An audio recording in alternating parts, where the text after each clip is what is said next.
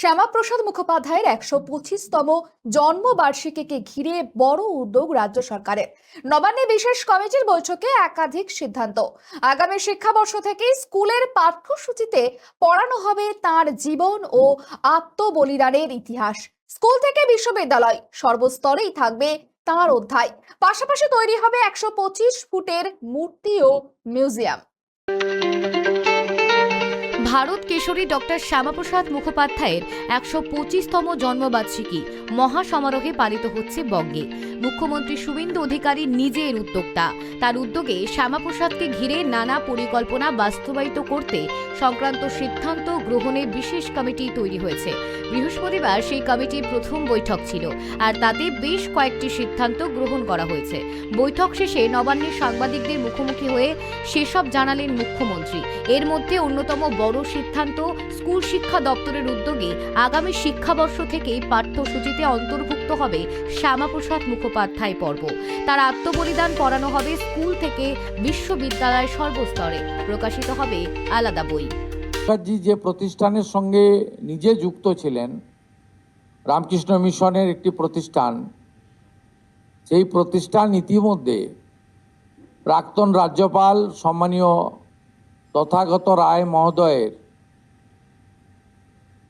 প্রচেষ্টায় একটি বই ইতিমধ্যে তারা প্রস্তুতি নিয়েছেন মুদ্রণ করার জন্য। আমরা তাদের অনুরোধ করেছি ওই বইটি কমিটির পক্ষ থেকে আমরা মুদ্রিত করতে চাই, প্রকাশিত করতে চাই তাদের সাথে নিয়ে।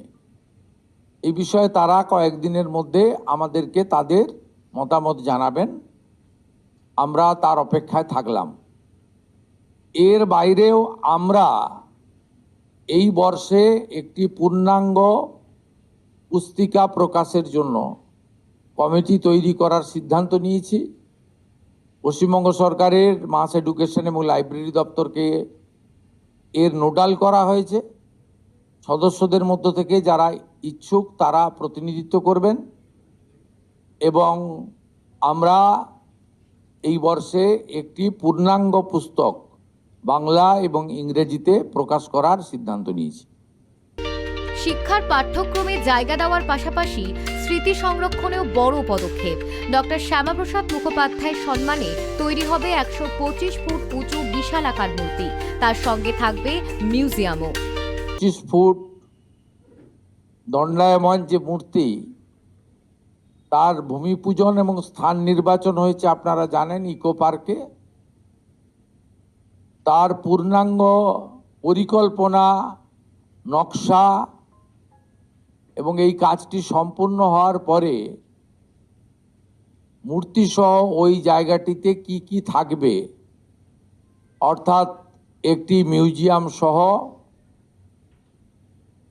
অন্যান্য যে আনুষঙ্গিক ব্যবস্থাগুলি থাকবে, সেটা হিডকোর পক্ষ থেকে আজকে কমিটিকে বিস্তারিতভাবে একটি পাওয়ার পয়েন্ট প্রেজেন্টেশনের মাধ্যমে দেখানো হয়েছে, এবং আমরা তাদেরকে কাজ শুরু করার জন্য সবাই মিলে অনুমতি দিয়েছি, যাতে ৬ জুলাই আমরা উদ্বোধন করতে পারি।